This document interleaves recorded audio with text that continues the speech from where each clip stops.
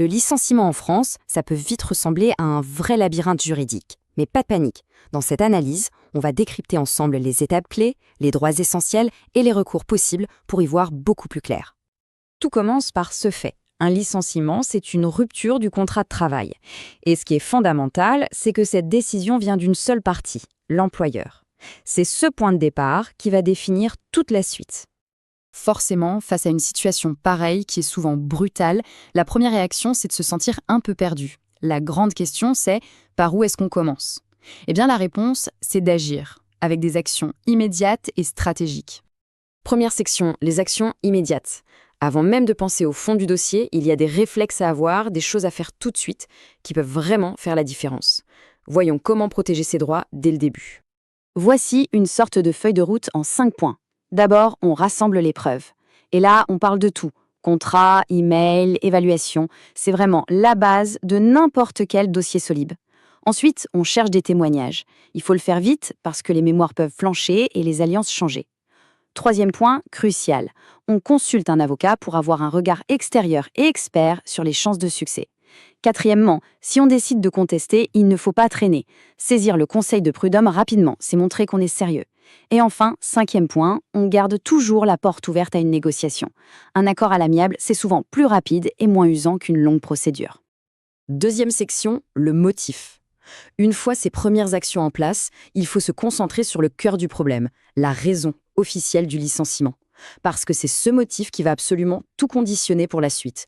La procédure, les indemnités, les recours, tout. Redéfinissons la chose simplement. Le licenciement, c'est donc une décision de l'employeur. Et c'est pour ça qu'on parle de perte involontaire d'emploi. Ce mot involontaire, il est vraiment essentiel. C'est la clé qui va permettre de débloquer certains droits et notamment l'accès aux allocations chômage. En gros, on peut classer les licenciements dans 3 grandes familles. D'un côté, il y a le licenciement pour motif personnel, qui est lié directement au salarié. Soit pour une faute, on parle alors de disciplinaire, soit pour une raison qui n'est pas une faute comme une inaptitude. De l'autre côté, on a le licenciement économique. Et là, attention, ça n'a rien à voir avec la personne, mais tout à voir avec la situation de l'entreprise. Cette distinction est fondamentale, car les règles du jeu ne sont pas du tout les mêmes. Troisième section, les droits financiers. Évidemment, la rupture d'un contrat, ça a des conséquences financières. Alors très concrètement, à quelle somme, à quelles indemnités peut-on prétendre? Il y a potentiellement 4 types de versements. D'abord, l'indemnité de licenciement, qui est une sorte de compensation calculée sur l'ancienneté. Ensuite, l'indemnité de préavis, qu'on touche si on est dispensé d'effectuer son préavis. Vient après la compensation pour les congés payés qui n'ont pas été pris. Et enfin, le filet de sécurité le plus important, les allocations chômage qui sont versées par France Travail. Et là, attention, il y a une nuance capitale. Pour une faute simple, on garde le droit à l'indemnité de licenciement et à celle de préavis. Mais si l'employeur invoque une faute grave ou une faute lourde, c'est la double peine. Ces 2 indemnités, qui sont souvent les plus importantes, disparaissent. C'est une différence qui peut coûter très, très cher. Heureusement, il y a un droit qui, lui, est presque toujours là. L'allocation d'aide au retour à l'emploi, la fameuse ARE. Pourquoi ? Tout simplement parce que, même en cas de faute grave, la loi considère que la perte d'emploi reste involontaire. C'est vraiment un filet de sécurité essentiel du système français.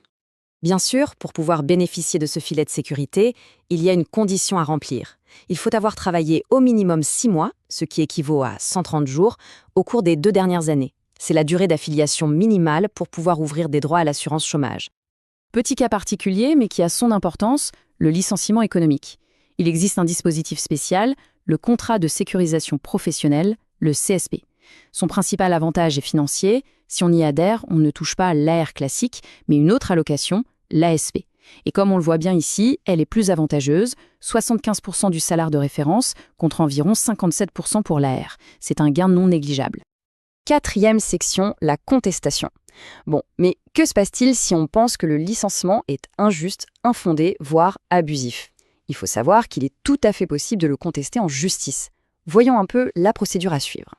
Le parcours d'une contestation suit des étapes assez claires. Tout commence par la saisine du conseil de prud'homme. C'est la juridiction compétente. Les juges vont alors examiner en détail la validité du motif. S'ils estiment qu'il n'est pas justifié, ils peuvent alors le qualifier de licenciement sans cause réelle et sérieuse. Et c'est cette décision qui ouvre droit à une réparation.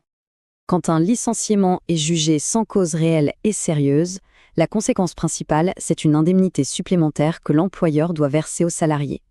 Le montant de cette indemnité n'est pas laissé au hasard. Il est encadré par un barème officiel qui dépend principalement de l'ancienneté dans l'entreprise. Cinquième et dernière section, la clôture. Une fois que tout est dit, que le licenciement soit accepté ou qu'il a été contesté, il reste encore quelques formalités administratives pour bien finaliser la rupture du contrat. Au moment du départ, l'employeur doit remettre un document absolument clé, le reçu pour solde de tout compte. Et attention, ce n'est pas un simple reçu, c'est un inventaire détaillé de toutes les sommes versées à la fin du contrat, le dernier salaire, les indemnités, etc. Sur ce fameux reçu, voici ce qu'il faut absolument retenir. L'employeur est obligé de le préparer. Mais, et c'est le point le plus important, un salarié n'est jamais obligé de le signer, surtout pas sur le champ. Pourquoi ? Parce que le signer, ça déclenche un délai de contestation très court de 6 mois. Alors que si on ne le signe pas, on se garde un délai beaucoup plus long pour réclamer d'éventuels montants manquants. C'est donc un choix très stratégique. Et pour finir, au-delà de toute la technique et du droit, un dernier conseil. Un licenciement, c'est une épreuve, c'est une évidence.